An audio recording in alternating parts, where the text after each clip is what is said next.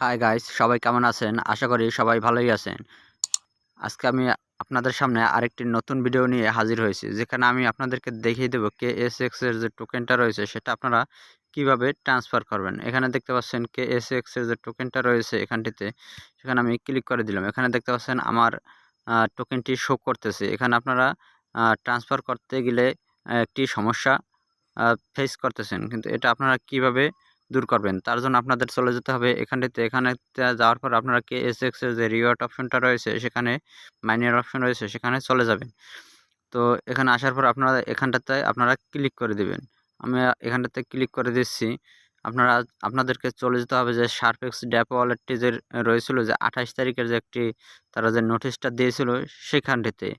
আমি কিন্তু সেই 28 তারিখের সেই নোটিশটাতে কিন্তু আমি চলে এসেছি। এখানে দেখতে পাচ্ছেন 28 তারিখের নোটিশটি। আমি এখানটিতে আমার যে ওয়ালেটটি রয়েছে শার্পেক্স ড্যাপ ওয়ালেটের আমি সেখানটাতে ক্লিক করে দিচ্ছি। তো তার আগে আমি আপনাদের কাছে একটি রিকোয়েস্ট করতে চাই যে আপনারা যারা আমার চ্যানেলের নতুন দর্শক হয়ে আছেন তারা অবশ্যই সাবস্ক্রাইবটি করে নেবেন এবং পাশে আসা বেল আইকনে ক্লিক করে নোটিফিকেশনটি অন করে দিবেন, যাতে করে আমাদের পরবর্তী ভিডিওর নোটিফিকেশন সবার আগে পৌঁছে যায়।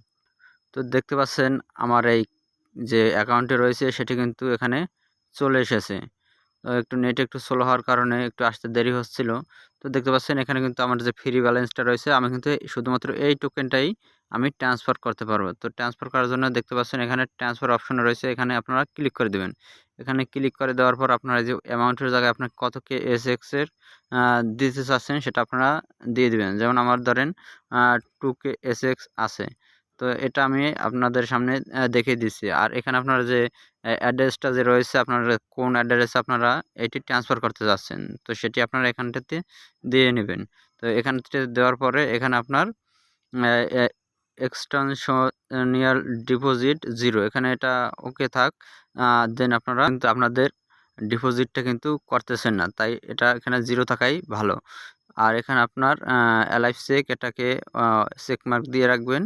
আর এখান থেকে আপনার দেওয়া হয়ে গেলে আপনার অ্যাড্রেসটা এখানটাতে আপনারা ট্রান্সফারে এখানে দেখতে পাচ্ছেন ট্রান্সফার অপশনটাও অন হয়ে যাবে।